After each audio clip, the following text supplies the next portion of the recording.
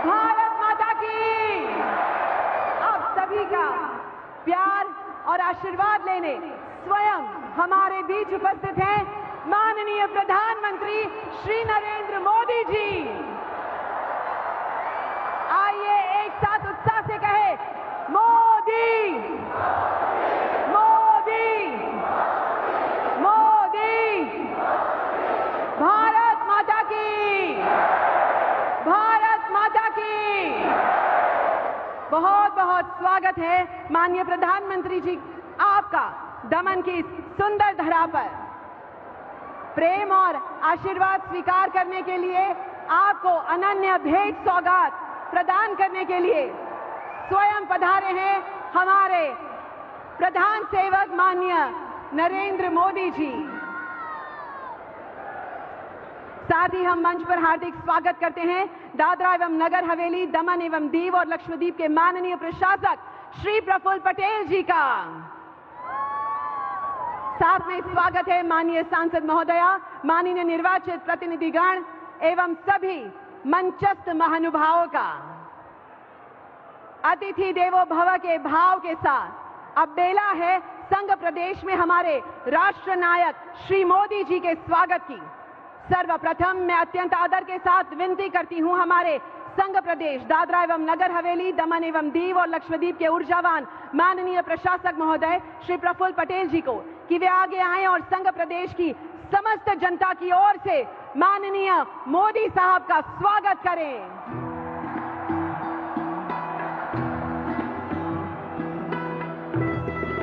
ऊष्मा के साथ स्वागत हो रहा है, आइए हम भी तालियां बजाएं।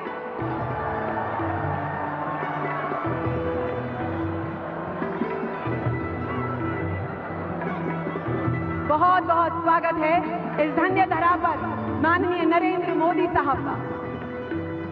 अब मैं सादर आमंत्रित करती हूं हमारे माननीय सांसद महोदया श्रीमती कलाबेन डेलकर को कि वे हमारे प्रिय प्रधानमंत्री जी का आदर पूर्वक स्वागत करें।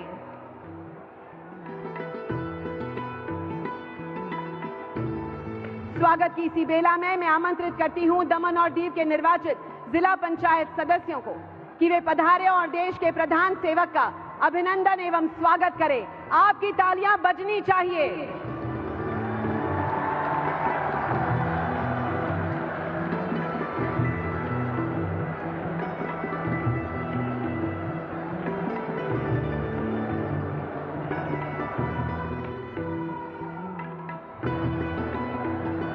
धन्यवाद।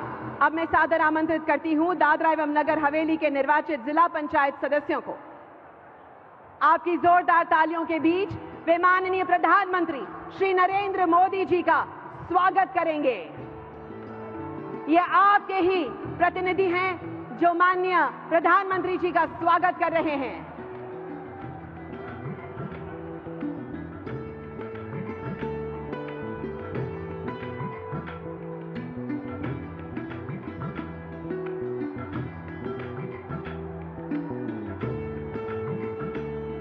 धन्यवाद। इसी क्रम में मैं आमंत्रित करती हूं दमन दीव के निर्वाचित म्युनिसिपल काउंसिलर्स को कि वे पधारें और आदरणीय प्रधानमंत्री जी का ऊष्मा के साथ स्वागत करें।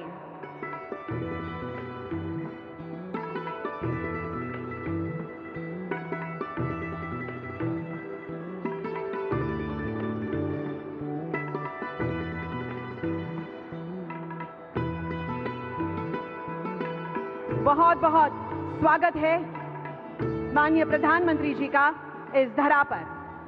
धन्यवाद। अब मैं सादर आमंत्रित करती हूं दादरा एवं नगर हवेली के निर्वाचित म्युनिसिपल काउंसिलर्स को हमारे नगर निकायों के प्रतिनिधियों द्वारा आदरपूर्ण स्वागत होगा माननीय प्रधानमंत्री श्री नरेंद्र मोदी जी का।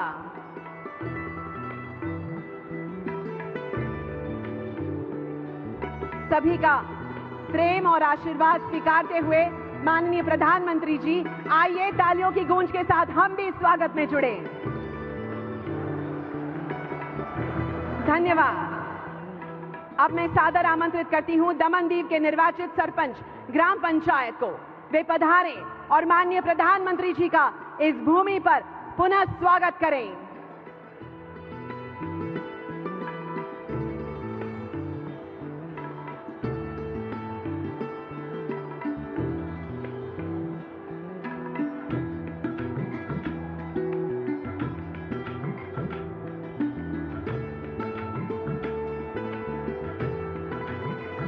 बहुत बहुत स्वागत है माननीय प्रधानमंत्री जी, धन्यवाद। अब मैं आमंत्रित करती हूं दादरा एवं नगर हवेली के निर्वाचित सरपंच ग्राम पंचायत को कि वे पधारे और हमारे ग्रामीण अंचलों की ओर से माननीय प्रधानमंत्री श्री का बहुत बहुत स्वागत करें।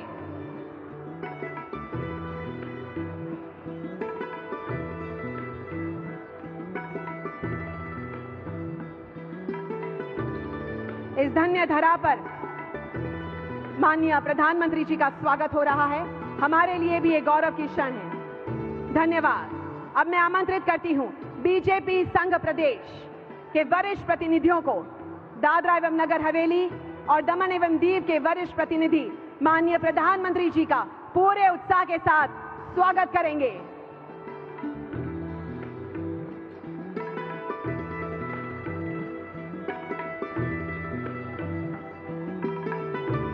बहुत बहुत स्वागत है माननीय प्रधानमंत्री जी आपका, धन्यवाद।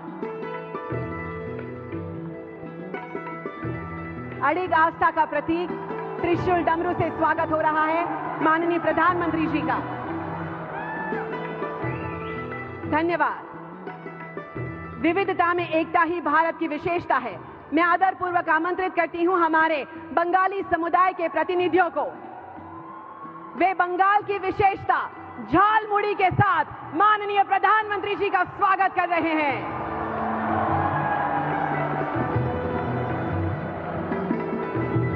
अनुपम वांगी झालमुड़ी से स्वागत हो रहा है माननीय प्रधानमंत्री जी का, धन्यवाद। और अंत में मैं पूरे आदर के साथ आमंत्रित करती हूं हमारे असमिया समुदाय के प्रतिनिधियों को कि वे आगे आएं और दमन की इस धरा पर माननीय प्रधानमंत्री जी का आत्मीय स्वागत करें।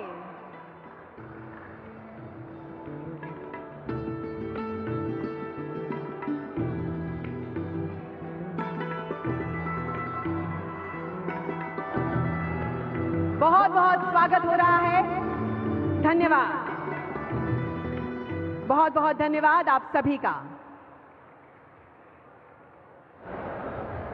આજનો આ અવસર જ્યારે આપણા સંઘ પ્રદેશના ઉજ્જવળ ભવિષ્ય, પ્રગતિ અને સમૃદ્ધિનો મહા ઉત્સવ છે, ત્યારે હું ખૂબ જ આદરપૂર્વક આમંત્રિત કરું છું દાદરા અને નગર હવેલી, દમણ અને દીવ તેમજ લક્ષદ્વીપના માનનીય પ્રશાસક શ્રી પ્રફુલ્લ પટેલજીને કે તેઓ પોતાના સ્વાગત પ્રવચન દ્વારા સૌનું શબ્દોથી સ્વાગત કરવા પધારશો।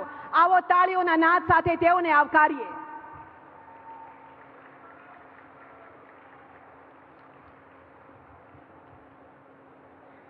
भारत माता की। ढीलू ढीलू ना चले भाई, साहेब आव्या छे। भारत माता की, भारत माता की, भारत माता की। धन्यवाद।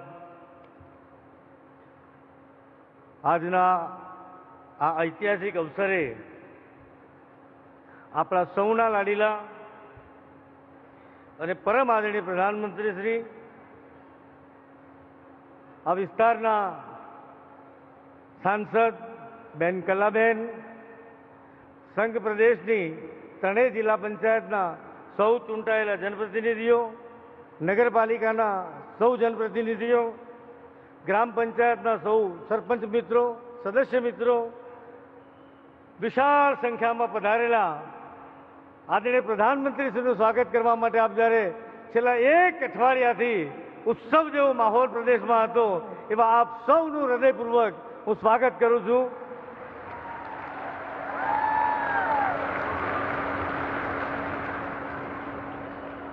મિત્રો, આપણા યશસ્વી, લોકપ્રિય અને આપણા સૌના પ્રેરણા સ્ત્રોત, જનહિતેશી પ્રધાન સેવક પરમ આદરણીય પ્રધાનમંત્રીશ્રીનું આ પ્રદેશની પાવન ધરા પર 8મી વખત પધારવા બદલ આવડો ટચુકડો પ્રદેશ અને પ્રધાનમંત્રીશ્રીની કૃપા, આશીર્વાદ 8 વખત સાહેબ અહીંયા પધાર્યા છે। હું આ પ્રદેશના લોકો વતી આદરણીય પ્રધાનમંત્રીશ્રીનું વંદન અભિનંદન કરું છું અને સ્વાગત કરું છું। પ્રધાનમંત્રીશ્રીનું અહીં પધારવું એ માત્ર એક કાર્યક્રમ નથી, પરંતુ વિકાસ અને સપનાઓની ભવ્ય ઉત્સવ છે। એક સમક્ષ એક સક્ષમ વૈશ્વિક નેતા તરીકે વિશ્વભરમાં દેશનું ગૌરવ, પ્રતિષ્ઠા અભૂતપૂર્વ ઊંચાઈ પર પહોંચાડીને તેઓ ભારતને વૈશ્વિક ઓળખ બનાવી છે. આઝાદ ભારતના ઇતિહાસમાં આ એક બહુ મહત્વપૂર્ણ બાબત છે. આઝાદ ભારતના ઇતિહાસમાં હેડ ઓફ ગવર્મેન્ટ તરીકે સતત 25 વર્ષ સુધી રાષ્ટ્ર સેવા અને સમાજ સેવામાં સમર્પિત અને સાથે સાથે પરિશ્રમની પરાકાષ્ઠા સર્જી છે. આજ દિન સુધી હેડ ઓફ ગવર્મેન્ટ તરીકે 25 વર્ષ સુધી દેશની આઝાદી પછી કોઈએ સેવાઓ આપી નથી. આનું સંપૂર્ણ શ્રેય આપના આશીર્વાદથી આદરણીય પ્રધાનમંત્રીશ્રીને જાય છે. સતત 25 વર્ષ મિત્રો કેટલો મોટો લાંબો કાર્યકાળ છે. સરકારી નોકરી હોય તો સીએલ લઈએ, ઈએલ લઈએ, મેડિકલ લીવ લઈએ, અરે કશું ના મળે તો LWP કરીએ. 25 વર્ષના લગાતાર કાર્યકાળમાં આદરણીય પ્રધાનમંત્રીશ્રીએ ક્યારે આરામ નથી કર્યો, ક્યારે રજા નથી લીધી. કઠોર પરિશ્રમની પરાકાષ્ઠા સર્જી છે. મિત્રો, આદરણીય પ્રધાનમંત્રીશ્રીના ભગીરથ પ્રયાસના પરિણામ સ્વરૂપ દેશના 25 કરોડથી વધુ લોકોને ગરીબીની રેખામાંથી બહાર કાઢવામાં સફળતા મળી છે. આ એક અભૂતપૂર્વ પરિણામ છે. માનનીય પ્રધાનમંત્રીશ્રીને ગરીબોના બેલી તરીકે સંબોધન કરીએ તો કશું જ ખોટું નથી. આદરણીય પ્રધાનમંત્રીશ્રીએ ગરીબોની વિશેષ ચિંતા કરી છે. ગરીબ પરિવારોના માથે જ્યારે છત નહોતી, કાચા મકાન હતા, એવા વખતે આદરણીય પ્રધાનમંત્રીશ્રીએ કાચાથી પાકા મકાન આપી અને છત પૂરી પાડી છે. ગરીબોની ચિંતા કરી છે. છેવાડાના માનવીની ચિંતા કરી છે. જેના માટે બેંક એક સપનું હતું, બેંકમાં ખાતા નહોતા, તેવાઓ માટે ઝીરો બેલેન્સથી કરોડો બેંક બેલેન્સ, કરોડો ખાતા ખોલવામાં આવ્યા.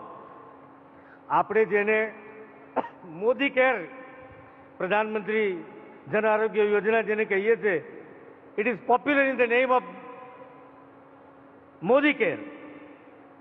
મોદી કેર યોજના મારફતે મફત સારવાર અને શ્રેષ્ઠ સારવારની ખાતરી આપીને ગરીબોની ચિંતા દૂર કરી. દેશમાં સ્વચ્છતાની એક નવી ક્રાંતિની શરૂઆત કરી અને આપણા સૌના સંસ્કારમાં પરિવર્તિત કરી. 80 કરોડ લોકોને મફત અનાજ પૂરું પાડ્યું છે. કરોડો લોકોને ધુમાડામાંથી મુક્ત કરી ગેસના બાટલા આપ્યા છે. આવા ગરીબોના બેલી એવા આપણા પ્રધાનમંત્રીશ્રીને હૃદયથી વંદન કરી અભિનંદન કરું છું. વધુમાં વર્ષોથી એવા ઘણા કામ હતા કે જે કામો લગભગ અશક્ય હતા. એવા અશક્ય જેને માનવામાં આવતા કામોને આજે હકીકત બની છે. દાખલા તરીકે અયોધ્યામાં પ્રભુ રામનું ભવ્ય મંદિરનું નિર્માણની વાત હોય, બંધારણની કલમ 370ની નાબૂદીની વાત હોય, ટ્રિપલ તલાકથી મુસ્લિમ બહેનોને મુક્તિ આપવાની વાત હોય, આ બધું જ આપણા સૌની ભાવનાઓને અનુરૂપ સાકાર થયું. મિત્રો, એટલું જ નહીં, દુશ્મન દેશના ઘરમાં ઘૂસીને કરેલ ઓપરેશન સિંદૂર દ્વારા આખી દુનિયાને ભારતના સામર્થ્યનો અને ભારતની ક્ષમતાનો અનુભવ કરાવ્યો.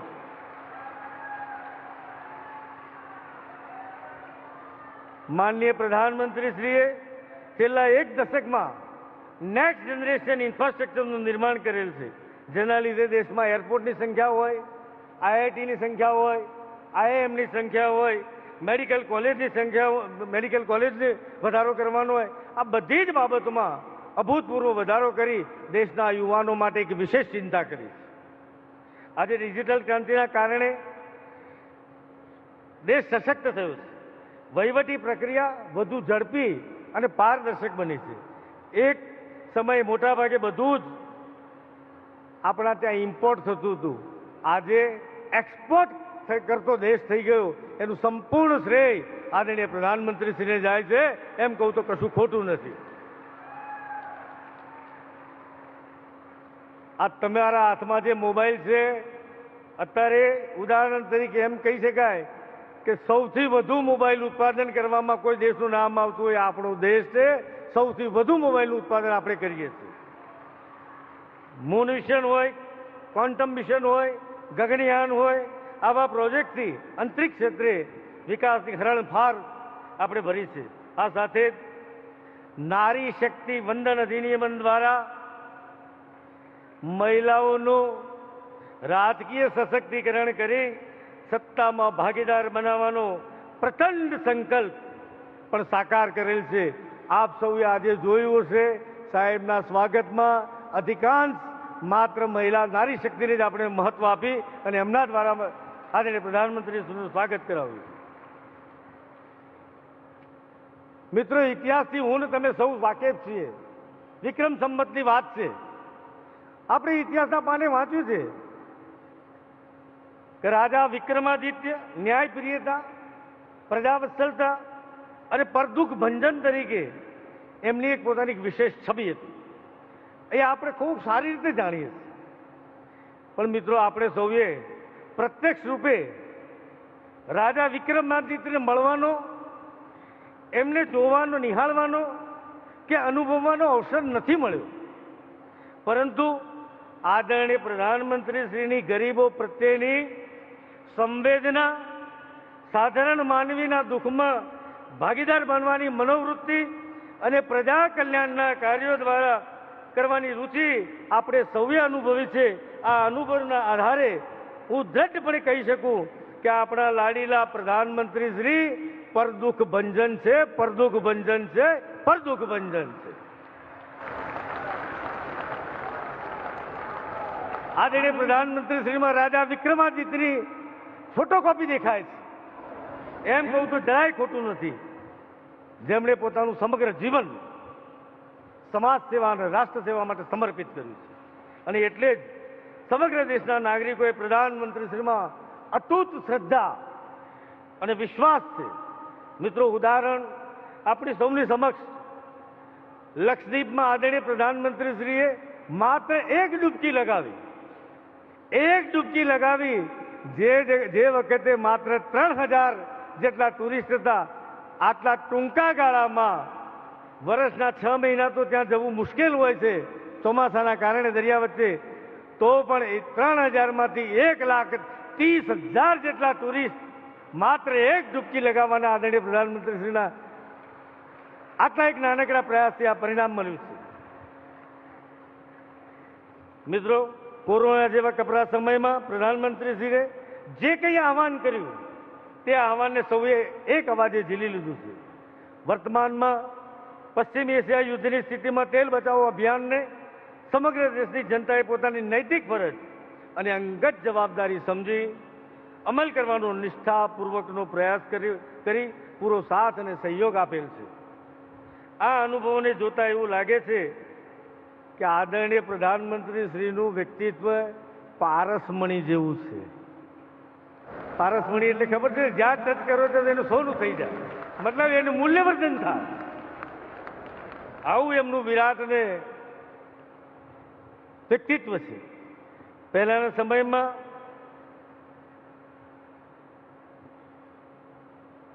યોજનાઓ બનતી હતી, પણ કેટલી સાકાર થતી હતી મને બહુ ખબર નથી. એ પ્રશ્નાર્થ હતો, આપ સૌના મનમાં પ્રશ્નાર્થ હતો. મિત્રો, આ વાતથી આપણો સંઘ પ્રદેશ પણ ભાગ્યશાળી છે, જેમના આશીર્વાદથી આજે આપણા સંઘ પ્રદેશની દશા અને દિશા બંને બદલાઈ ગયા છે. અને તેમની અટલ ઈચ્છા શક્તિ તથા રાષ્ટ્ર પ્રથમની દિવ્ય ભાવનાએ સમગ્ર પ્રદેશની કાયા પલટ કરી છે. આ આપ સૌની સામે જીવતું જાગતું ઉદાહરણ છે. આ ટચુકડા સંઘ પ્રદેશ ઉપર આદરણીય પ્રધાનમંત્રી શ્રીના આશીર્વાદથી છેલ્લા 10 વર્ષથી અવિરત આશીર્વાદ વરસી રહ્યા છે. અને આજે આપણો સંઘ પ્રદેશ પશ્ચિમ ભારતમાં અવસરોનો ગેટવે બનીને ઉભરી રહ્યો છે. સંઘ પ્રદેશના લાખો નાગરિકો વતી હું નૂતન ભારતના નિર્માણ માટે અસંભવ સપનાઓને જમીની સ્તરે સાકાર કરનાર આપણા યશસ્વી પ્રધાનમંત્રીશ્રીનું એકવાર ફરીથી સંઘ પ્રદેશની આ પુનિત પાવન ધરા ઉપર હૃદયના ઊંડાણથી સ્વાગત કરું છું, વંદન કરું છું, અભિનંદન કરું છું. મિત્રો, આદરણીય પ્રધાનમંત્રીશ્રીએ આ પ્રદેશ ઉપર અસીમ કૃપા કરી છે. એવી કોઈ બાબત નથી. હેલ્થ કેર હોય, એજ્યુકેશન હોય, ટુરિઝમ હોય, ઇન્ડસ્ટ્રી હોય, લેબર એમ્પ્લોયમેન્ટ હોય, બધી જ બાબતમાં એમની ડેરે આપણા ઉપર અસીમ કૃપા કરી છે. મારી આપને એક નમ્ર વિનંતી છે, સમગ્ર પંડાલમાં બેઠેલા લોકોને પોતાના મોબાઈલની ટોર્ચ ચાલુ કરી પોતાની જગ્યાએ ઊભા થઈ મારી સાથે જયઘોષ કરી આદરણીય પ્રધાનમંત્રીશ્રીનું સ્વાગત કરીશું. ભારત માતા કી, ભારત માતા કી, ભારત માતા કી, માતરમ માતરમ, માતરમ માતરમ. આભાર, ધન્યવાદ.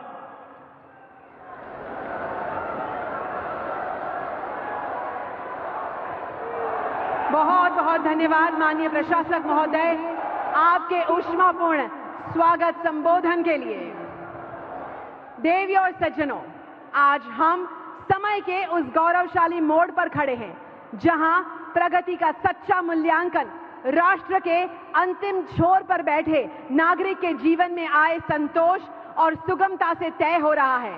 और आज आदरणीय प्रधानमंत्री जी के कर कमलों द्वारा हमारे दो संघ प्रदेशों दादरा और नगर हवेली एवं दमन और दीव तथा लक्षद्वीप के लिए 3,850 करोड़ रुपए से अधिक की लागत वाली 60 दूरगामी परियोजना का शिलान्यास हो रहा है.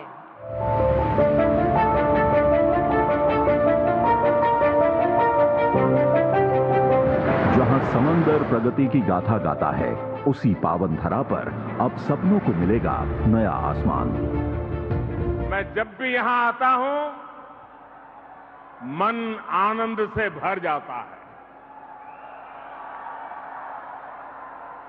दमन, दीव, दादरा और नगर हवेली की विकास यात्रा को देखना भी मेरे लिए बहुत ही सुखद होता है. भारत के यशस्वी प्रधानमंत्री श्री नरेंद्र मोदी जी के कर कमलों से और प्रशासक श्री प्रफुल्ल पटेल जी के अडिग संकल्पों से आज कुल 2,970 करोड़ रुपए की लागत वाली 56 महापरियोजनाओं का उपहार संघ प्रदेश के जन जन को समर्पित किया जा रहा है. शिलान्यास, भविष्य की बुलंद आधारशिला. दमन में 359 करोड़ रुपए की लागत से बनने वाला आइकॉनिक ब्रिज अपने ग्लास डेक और व्यूइंग डेक के साथ पर्यटन को वैश्विक मानचित्र पर स्थापित करेगा. स्वदेश दर्शन 2.0 के तहत देवका के नमो पथ पर बन रहा भव्य कन्वेंशन सेंटर, जिससे दमन कॉरपोरेट और माइस टूरिज्म का ग्लोबल हब बनेगा. शिक्षा के क्षेत्र में 225 करोड़ रुपए का NIFT कैंपस युवाओं के हुनर को नई दिशा देगा. दादरा एवं नगर हवेली में 605 करोड़ रुपए की लागत से 7 ग्राम पंचायतों में 92 किलोमीटर लंबी आधुनिक सड़कों का जाल बिछाया जा रहा है. लोकार्पण, दमन में 877 करोड़ रुपए की सौगात. स्वास्थ्य सेवाओं में एक नए युग का उदय करते हुए अब जन जन के लिए समर्पित है अत्याधुनिक नमो हॉस्पिटल दमन. 300 से अधिक बेड की क्षमता वाले इस अस्पताल में अत्याधुनिक trauma centre, hi tech operation theatres और ICU हैं. नमो एयरपोर्ट, दमन का नया टर्मिनल अब दिल्ली, मुंबई, गोवा और अहमदाबाद से सीधे जुड़ रहा है. ये एयरपोर्ट भविष्य में एयरबस 320 जैसे विशालकाय विमानों के स्वागत के लिए भी पूरी तरह तैयार होने जा रहा है.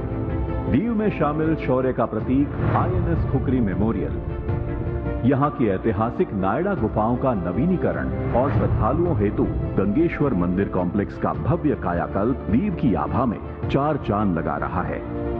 दादरा और नगर हवेली में आज 17 नई परियोजनाएं, जिनमें शामिल है भविष्य सवाते 22 नंदघर, नरोली PHC, ट्रांसपोर्ट नगर, रखोली ब्रिज के साथ साथ खड़ोली खानवेल 4 लेन मार्ग, खानवेल खेरडी राज्य राजमार्ग और सामरवर्णी रखोली रोड. आज लोकार्पण और शिलान्यास किया गया हर एक पत्थर एक समर्थ, सशक्त और आत्मनिर्भर प्रदेश के निर्माण की गारंटी है। विकसित भारत की ओर बढ़ता एक और ऐतिहासिक कदम। कर्तव्य पथ पर आगे बढ़ते हुए आज के इस ऐतिहासिक दिन पर हमारे माननीय प्रधानमंत्री लक्षद्वीप के लोगों के जीवन में एक सकारात्मक बदलाव लाने के लिए सागरमाला स्कीम अंतर्गत 885 करोड़ रुपए की 4 प्रतिष्ठित परियोजनाओं का शिलान्यास कर रहे हैं। कड़मत और कल्पेनी द्वीपों के पूर्वी हिस्से में 360 मीटर लंबी और 13 मीटर गहरी डीप वाटर जेटी विकसित की जा रही है, जो इन्हें देश की सबसे लंबी जेटियों में से एक बनाती है। इससे यात्री जहाजों, क्रूज जहाजों, रक्षा जहाजों और बड़े कार्गो कंटेनरों सहित विभिन्न प्रकार के जहाजों को रुकने की सुविधा साल भर मिलेगी, जिससे यात्रियों और कार्गो की सुरक्षित आवाजाही सुनिश्चित होगी।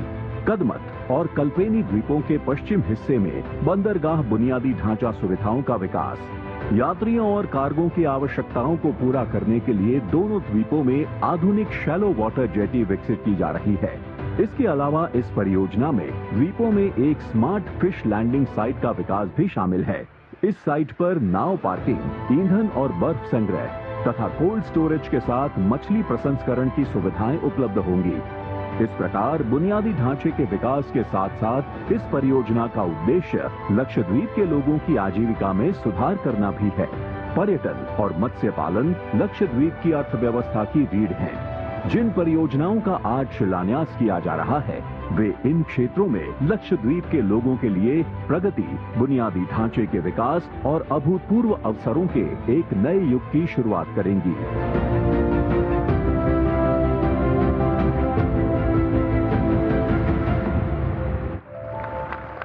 ये नए भारत की सोच है, जहां दूरी चाहे कितनी भी हो, विकास का संकल्प हमेशा मोदी साहब के हृदय के करीब होता है। आइए तालियों के साथ धन्यवाद करें माननीय प्रधानमंत्री जी का।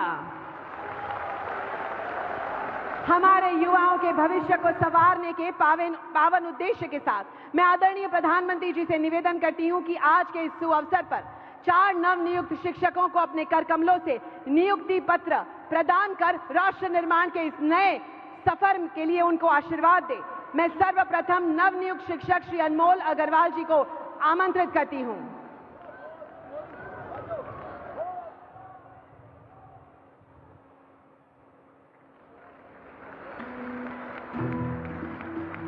अभिनंदन। अब पधारेंगी पटेल तन्वी कुमारी चंदूभाई।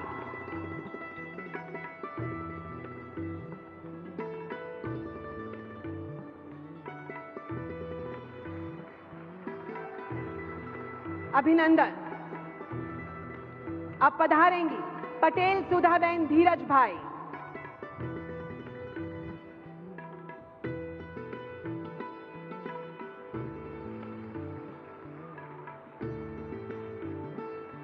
अभिनंदन। और अब पधारेंगे श्री हनी।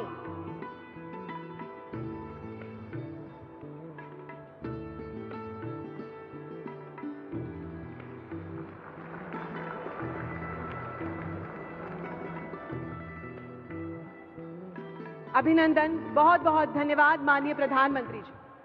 देवियों और सज्जनों, आज दमन की धरती पर विकास का एक नया अध्याय जुड़ रहा है, जहां स्वास्थ्य को नई ताकत, संपर्क को नई रफ्तार और जन जन की आकांक्षाओं को नई शक्ति मिल रही है। ये उस संकल्प के सजीव प्रतीक है जिसमें देश का कोई भी भूभाग छोटा नहीं और कोई भी नागरिक दूर नहीं। ऐसे ऐतिहासिक अवसर पर मैं अत्यंत आदरपूर्वक आमंत्रित करती हूं माननीय प्रधानमंत्री श्री नरेंद्र मोदी जी को उनके विशेष उद्बोधन के लिए। आइए तालियों की गूंज के साथ उनका स्वागत करें। माननीय नरेंद्र मोदी जी।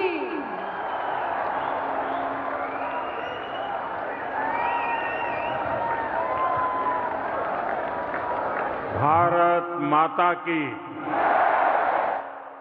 भारत माता की। दादरा और नगर हवेली, दमन और दीव के एडमिनिस्ट्रेटर प्रफुल्ल भाई पटेल, संसद में मेरी सहयोगी कलाबेन डेलकर, दमन म्युनिसिपल काउंसिल की प्रेसिडेंट दीपिका टंडेल जी, दमन जिला पंचायत के अध्यक्ष धर्म बाबू पटेल, सिलवासा म्युनिसिपल काउंसिल के अध्यक्ष सोमनाथ देवरे जी, दादरा नगर हवेली जिला पंचायत के अध्यक्ष निशा भावसार जी, दीव म्युनिसिपल काउंसिल के अध्यक्ष हरेश कापड़िया जी, दीव जिला पंचायत के अध्यक्ष कोटिया रंजीता बहन और यहां इतनी विशाल संख्या में पधारे मेरे प्यारे भाइयों बहनों,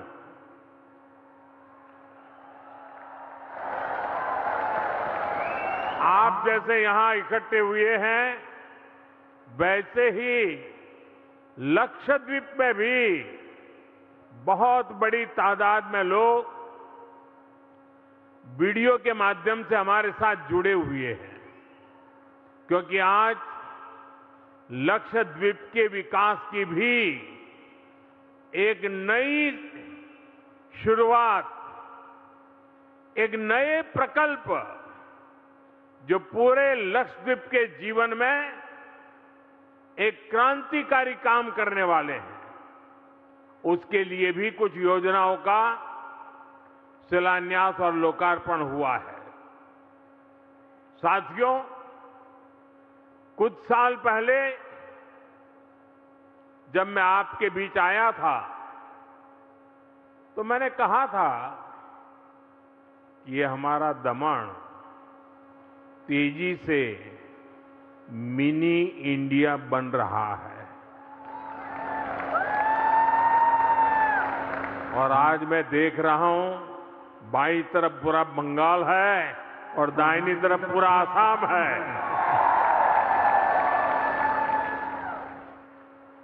दमन मिनी इंडिया का जीता जागता उदाहरण बन चुका है।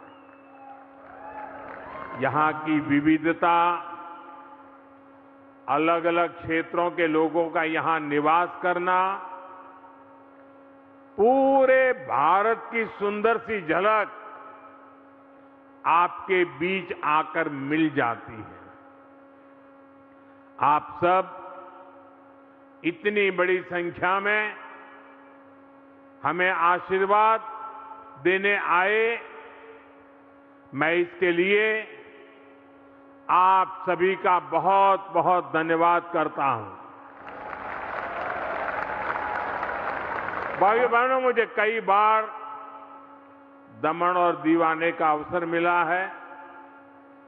दादरा और नगर हवेली भी आता रहता हूं और जब मैं मुख्यमंत्री या प्रधानमंत्री नहीं था तब तो बहुत बार आता था,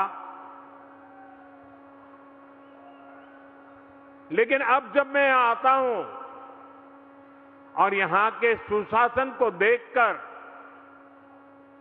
गवर्नेंस मॉडल को देखकर बहुत अच्छा लगता है। हर बार मुझे लगता है कि पिछली बार के मुकाबले क्षेत्र विकास की राह पर मीलों आगे बढ़ गया है। साथियों, दादरा और नगर हवेली, दमन और दीव ने दशकों से विकास के सपने देखे थे। जो सपने पहले देखे वो पीढ़ियां तो चली गई, लेकिन आज जो पीढ़ी है वो अपनी आंखों के सामने देख रही है कि उनके माँ बाप, दादा दादी जो सपने देखते थे वो आज सपने पूरे होते हुए आप अपनी आंखों से देख रहे हैं। आज भी यहां कनेक्टिविटी, हेल्थ, एजुकेशन, टूरिज्म और अर्बन इंफ्रास्ट्रक्चर, इनसे जुड़ी अनेक परियोजनाओं का उद्घाटन और शिलान्यास हुआ है। विकास के ये काम दमन और पूरी यूनियन टेरिटरी के लिए यहां के लोगों के जीवन को आसान बनाएंगे। इनसे युवाओं के लिए नए अवसर तैयार होंगे। इन कामों के पीछे प्रफुल्ल भाई पटेल की दृष्टि, उनकी और उनकी टीम की मेहनत साफ साफ नजर आती है। मैं इसके लिए भी प्रफुल्ल भाई और उनकी पूरी टीम की सराहना करता हूं। मैं आप सभी को, लक्षद्वीप के लोगों को, दादरा नगर हवेली के लोगों को अनेक अनेक शुभकामनाएं देता हूं। आप सबको बधाई देता हूं। साथियों, आज आपके बीच आया हूं तो एक सुखद खबर आई है। मैं तो आज सुबह दिल्ली से निकल चुका था, लेकिन अभी जो आंकड़े सामने आए हैं, जो खबर आई है, वो सचमुच में प्रसन्नता करने वाली है और मैं भी चाहता हूं ये खुशी आपके साथ भी बांटूं। आज जो आंकड़े आए हैं, उन आंकड़ों से साफ है कि भारत की अर्थव्यवस्था की नींव कितनी मजबूत है। वर्ष 2025-26 में, यानी जो फाइनेंशियल ईयर पिछला पूरा हुआ, वर्ष 2025-26 में भारत ने 7.7% की ग्रोथ रेट हासिल की है। 7.7। और पिछला क्वार्टर जो 31 मार्च को खत्म हुआ, उसमें भी भारत की ग्रोथ 7.8% रही है। 7.8। और ये दुनिया में तेज गति से आगे बढ़ने वाली बड़ी इकोनॉमी है। हर भारतीय को गर्व हो, ये है उसकी गति। आज देश जिस रिफॉर्म एक्सप्रेस पर चल रहा है, आज देश में इंफ्रास्ट्रक्चर का जो इतना विकास हो रहा है, गरीब कल्याण को लेकर इतने बड़े स्तर पर जो काम चल रहा है, इन सारे प्रयासों का परिणाम है कि आज देश बड़ी इकोनॉमी में सबसे तेज गति से आगे बढ़ रहा है। और हम सब जानते हैं, दुनिया संकटों में घिरी हुई है। सारी दुनिया की अर्थव्यवस्था सवाल ये निशानों के नीचे दबी पड़ी है। वैश्विक संकट के इस बुरे से बुरे दौर में भी 140 करोड़ देशवासियों के सामूहिक प्रयासों से भारत खुद को संभाल तो पा ही रहा है, लेकिन साथ साथ सबसे आगे रहने में भी उसके प्रयास सफल होते जा रहे हैं।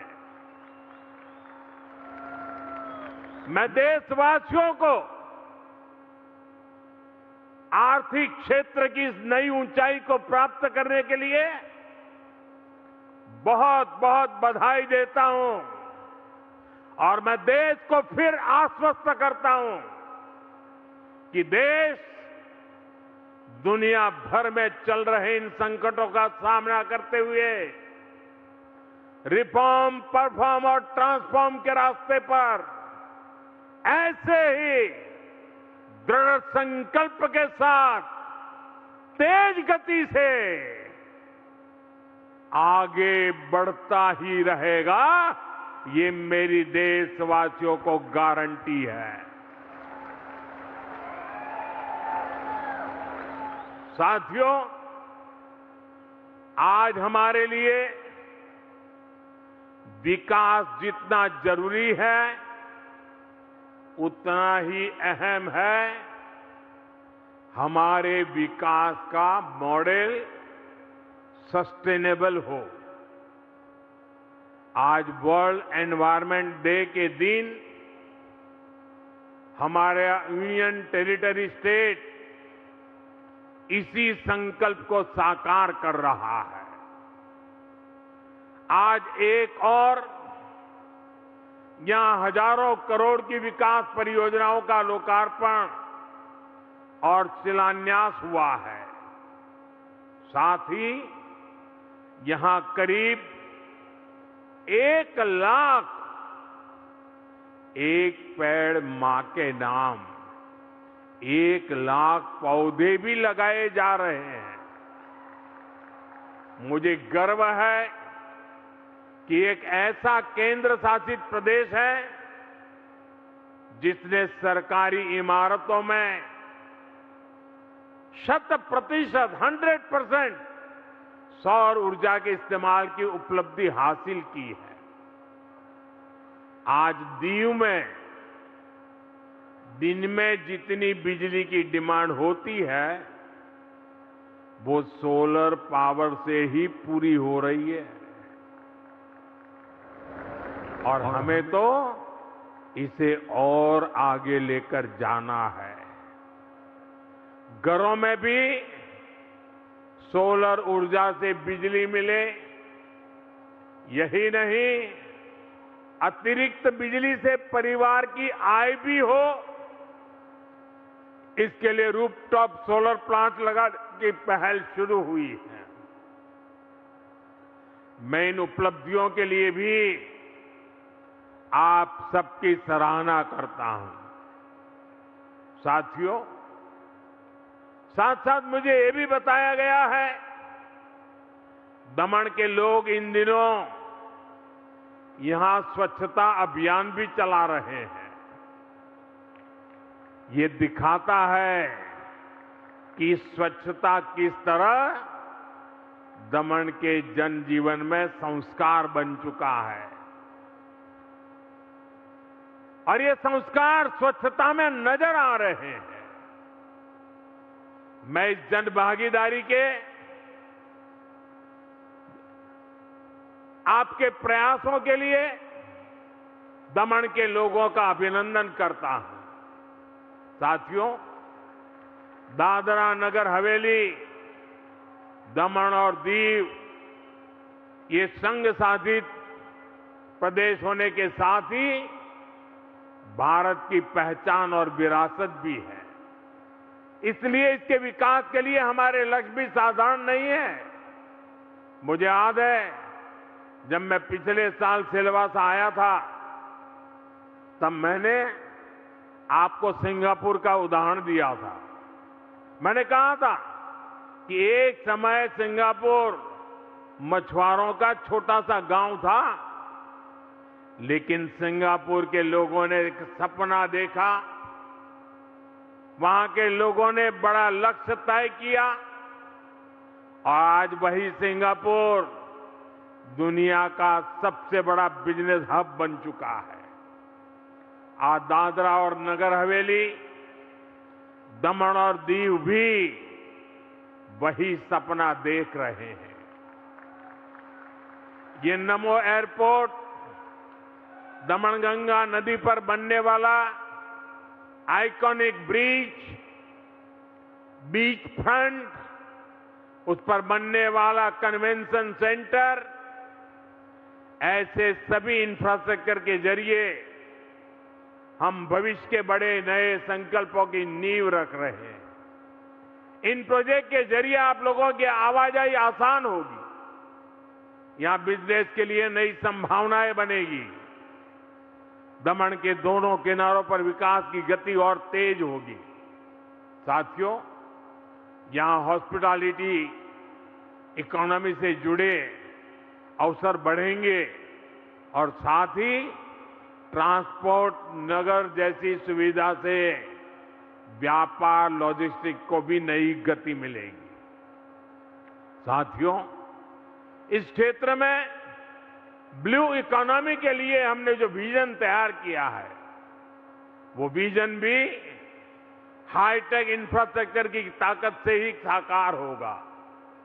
इसलिए लक्षद्वीप के कल्पेनी और कदमत द्वीपों में भी आज ही आधुनिक पोर्ट की आधारशिला रखी जा रही है।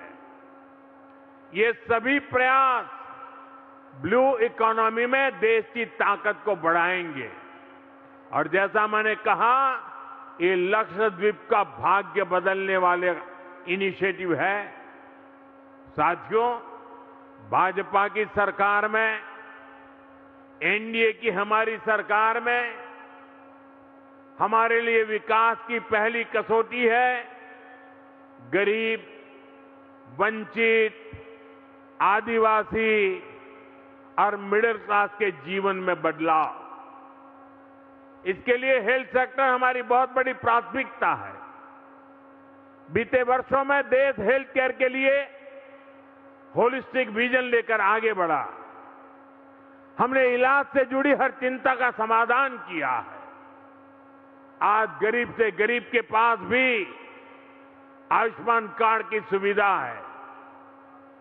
उनके पास 5 लाख रुपए तक के मुफ्त इलाज का भरोसा है। बीमारी की समय से जांच हो सके, इसके लिए प्रधानमंत्री आयुष्मान आरोग्य मंदिरों की व्यवस्था है। जन औषधि केंद्रों के जरिए सस्ती दवाइयां भी मिल रही है। ये सुविधाएं और बेहतर हो और आधुनिक हो, इसके लिए आयुष्मान भारत डिजिटल मिशन के जरिए आज स्वास्थ्य सेवाओं को टेक्नोलॉजी से जोड़ा जा रहा है। साथियों, आयुष्मान कार्ड और जन औषधि केंद्रों से ही गरीब और मध्यम वर्ग के करीब 2.25 लाख करोड़ रुपए खर्च होने से बचे हैं। भाइयों बहनों, केंद्र सरकार की नीतियों का बहुत लाभ इस क्षेत्र के लोगों को भी हुआ है। एक समय यहां इलाज की अच्छी सुविधाओं का भी अभाव था। यहां मेडिकल कॉलेज तक नहीं था, लेकिन अब मेडिकल कॉलेज भी है और उसमें पोस्ट ग्रेजुएशन की पढ़ाई भी शुरू हो गई है। सिलवासा का नमो हॉस्पिटल पिछले साल से हजारों लोगों की सेवा कर रहा है। आज दमन में भी नमो हॉस्पिटल का लोकार्पण हुआ है। इस क्षेत्र के लोगों को भी अब और बेहतर हेल्थ केयर का लाभ मिलेगा। साथियों, हमारी सरकार कैसे स्वास्थ्य को प्राथमिकता देते हुए चल रही है, इसका एक प्रमाण नेशनल फैमिली हेल्थ सर्वे के नतीजों में भी मिलता है। एक समय भारत में ज्यादातर बच्चों की डिलीवरी अस्पताल में नहीं होती थी। आज देश में 90% से अधिक डिलीवरी अस्पतालों में हो रही है, जिसके कारण माता मृत्यु या नवजात के मृत्यु में बहुत बड़ा रुकावट आई है। मिशन इंद्रधनुष की वजह से बच्चों के टीकाकरण के क्षेत्र में भी भारत ने अच्छी प्रगति की है। 2014 से पहले केवल 60% बच्चों का पूर्ण टीकाकरण हो पाता था। आज यह आंकड़ा बढ़कर करीब 90% तक पहुंच गया है। स्वास्थ्य सुरक्षा के क्षेत्र में भी बड़ा बदलाव आया। 2014 से पहले 30% से भी कम परिवार स्वास्थ्य बीमा योजना से जुड़े हुए थे। आज आयुष्मान भारत उन आंकड़ों को भी बदल दिया है। अब 60% से अधिक परिवारों को ये सुरक्षा मिल रही है। साथियों, स्वास्थ्य के क्षेत्र में सरकार के इन प्रयासों का लाभ अगर किसी को सबसे ज्यादा मिला है तो मेरे देश की नारी शक्ति है। साथियों, पहले इस क्षेत्र के युवाओं को हायर एजुकेशन के लिए भी बाहर जाना पड़ता था, लेकिन आज यहां नेशनल लेवल के एक नहीं कई इंस्टीट्यूट बन चुके हैं। पिछले वर्षों में यहां स्कूलों की नई बिल्डिंग्स बनी है, स्कूलों में स्मार्ट क्लासरूम भी बने हैं। 40,000 से अधिक विद्यार्थियों को इनका लाभ मिल रहा है। मुझे खुशी है कि केंद्र शासित प्रदेश धीरे धीरे एजुकेशन के क्षेत्र में आगे आ रहा है। स्वामी विवेकानंद एजुकेशन हब जैसे कई निर्माण यहां हो रहे हैं। भाइयों बहनों, इस शिक्षा क्रांति में हमारी बेटियां पीछे न रहे, ये भी हमारा संकल्प है। इसके लिए कई बड़े प्रयास किए जा रहे हैं। सरस्वती साइकिल स्कीम, सरस्वती विद्या योजना यहां की बेटियों को बहुत मदद कर रही है। साथियों, आज भारत की कोशिश है कि देश के युवाओं को डिग्री के साथ ही सही दिशा भी मिले, उन्हें ऐसा एक्सपोजर मिले जो लोकल टैलेंट को ग्लोबल अवसरों से जोड़े। Design, law, engineering, medical education, IT, drone और रिन्यूएबल एनर्जी जैसे क्षेत्रों में हमारी आज की तैयारी भारत की वर्कफोर्स को मजबूत बनाएगी। इसलिए प्रोफेशनल संस्थानों का विस्तार बहुत महत्वपूर्ण है। साथियों, आज निफ्ट के 18वें कैंपस की आधारशिला रखी गई है। ये संस्थान यहां के युवाओं को ग्लोबल एक्सपोजर से जोड़ेगा। आईटीआई दमन में ड्रोन टेक्नीशियन जैसे नए कोर्सेज भी शुरू हुए। पीएम विश्वकर्मा और पीएम सूर्यघर मुफ्त बिजली योजना, इनसे जुड़े ट्रेनिंग प्रोग्राम्स का भी लाभ युवाओं को मिल रहा है। साथियों, देश में खेलों को भी नई सोच के साथ आगे बढ़ाया गया। हमारे खेल अब केवल बड़े शहरों या बड़े स्टेडियमों तक सीमित नहीं है। खेलो इंडिया जैसे प्रयासों ने युवाओं को अपनी प्रतिभा दिखाने का नया मंच दिया है। इसे छोटे छोटे क्षेत्रों में नेशनल लेवल पर खेल के जगत में हमारे बच्चे आगे आ रहे हैं और इसका भी लाभ इस क्षेत्र को हुआ है। दीव आज बीच स्पोर्ट्स का एक बड़ा केंद्र बनकर उभरा है। गोगला बीच पर हुए बीच गेम्स ने देश का ध्यान इस क्षेत्र की ओर खींचा है। आज यहां आधुनिक स्पोर्ट्स इंफ्रास्ट्रक्चर पर लगातार काम हो रहा है। खानवेल में फुटबॉल सेंटर और दमन में वॉलीबॉल ट्रेनिंग सेंटर यहां खेल संस्कृति को मजबूत कर रहे हैं। साथियों, आज देश का बहुत बड़ा फोकस टूरिज्म पर भी है। हमारा प्रयास है कि टूरिज्म से स्थानीय कला और संस्कृति को बढ़ावा मिले, छोटे छोटे स्थानों को भी बड़े बड़े अवसरों के साथ जोड़ा जा सके। देखो अपना देश जैसे प्रयासों ने लोगों को देश की विविधता के बारे में जानने के लिए प्रेरित किया है। आज भारत में heritage tourism, beach tourism, eco tourism, adventure tourism, इन सेक्टर्स को नई ऊर्जा मिल रही है। साथियों, दादरा और नगर हवेली, दमन और दीव में तो पर्यटन भी इतनी असीम संभावनाओं वाला एक क्षेत्र है। इस क्षेत्र को प्राकृतिक सुंदरता अद्भुत वरदान मिला है। इसलिए पर्यटन को लेकर देश ने जिन नीतियों पर काम किया है, दादरा और नगर हवेली, दमन और दीव को उसका बड़ा लाभ मिल रहा है। 2021 में यहां करीब 6 लाख टूरिस्ट आए थे। 2025 में यह संख्या बढ़कर लगभग 50 लाख तक पहुंच गई है। यानी कुछ ही वर्षों में टूरिज्म फुटफॉल में करीब 10 गुना बढ़ोतरी हुई है। ये बेहतर इंफ्रास्ट्रक्चर, बेहतर सुविधाओं, साफ सुथरे बीच की वजह से संभव हुआ है। दमन नाइट मार्केट, राम सेतु सी फ्रंट, नमोपत सी फ्रंट, नानी दमन फोर्ट, गंगेश्वर टेम्पल कॉम्प्लेक्स, ऐसे अनेक स्थान आज इस पूरे क्षेत्र की नई पहचान बन रहे हैं। साथियों, दादरा और नगर हवेली, दमन और दीव, इसके सपनों को पूरा करने के लिए हमें यहां की औद्योगिक ताकत को भी बढ़ाना है। ये भी गर्व की बात है कि यूनियन टेरिटरी ने मैन मेड फाइबर के क्षेत्र में अपनी अलग पहचान बनाई है। दादरा और नगर हवेली को national man made fibre capital के रूप में पहचाना जाता है। प्लास्टिक एक्सपोर्ट में भी ये क्षेत्र लगातार आगे बढ़ रहा है। सरकार ने यहां इंडस्ट्रीज और एमएसएमईज को सपोर्ट देने के लिए भी लगातार प्रयास किए हैं। यहां एमएसएमईज और अन्य इंडस्ट्रीज को करोड़ों रुपए से अधिक का आर्थिक सहायता दी गई है। केंद्र शासित प्रदेश के लघु उद्योगों और कुटीर उद्योगों के लिए नए अवसर खोल रहे हैं। मुझे विश्वास है आने वाले समय में एक क्षेत्र मैन्युफैक्चरिंग का बड़ा हब बनेगा। साथियों, जब विकास के विजन के साथ संवेदनशील गवर्नेंस जुड़ता है तो परिवर्तन तेज गति से जमीन पर उतरता है। दादरा और नगर हवेली, दमन और दीव में हमारे इन प्रयासों का प्रभाव देखकर संतोष होता है। मुझे इस धरती के लोगों पर पूरा भरोसा है। यहाँ के युवा, यहाँ की माताएं बहनें, यहाँ के किसान, यहाँ के कारीगर, श्रमिक और उद्यमी आने वाले वर्षों में इस विकास यात्रा को और आगे ले जाएंगे। मैं आपको भरोसा दिलाता हूं, आपके सपनों को पूरा करने के लिए केंद्र सरकार कंधे से कंधा मिलाकर खड़ी रहेगी।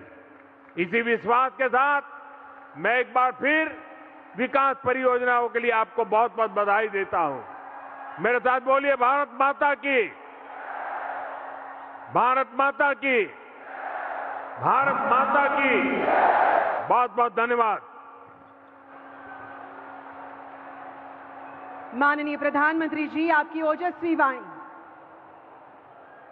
और आज का यह क्षण विकास के इतिहास में अंकित रहेगा और आने वाली पीढ़ियां इसे अवसर, उपलब्धि और आत्मविश्वास के संगम के रूप में याद करेगी। माननीय प्रधानमंत्री जी, आपका हृदय से धन्यवाद और कोटिशः धन्यवाद। फिर से पुनः संघ प्रदेश में अवश्य पधारिएगा। एक साथ कहिए, भारत माता की, भारत माता की, भारत माता की। धन्यवाद। तो आप देख रहे थे सीधा प्रसारण दमन से, जहां प्रधानमंत्री नरेंद्र मोदी ने एक बड़ी जनसभा को संबोधित किया। उन्होंने सीधे तौर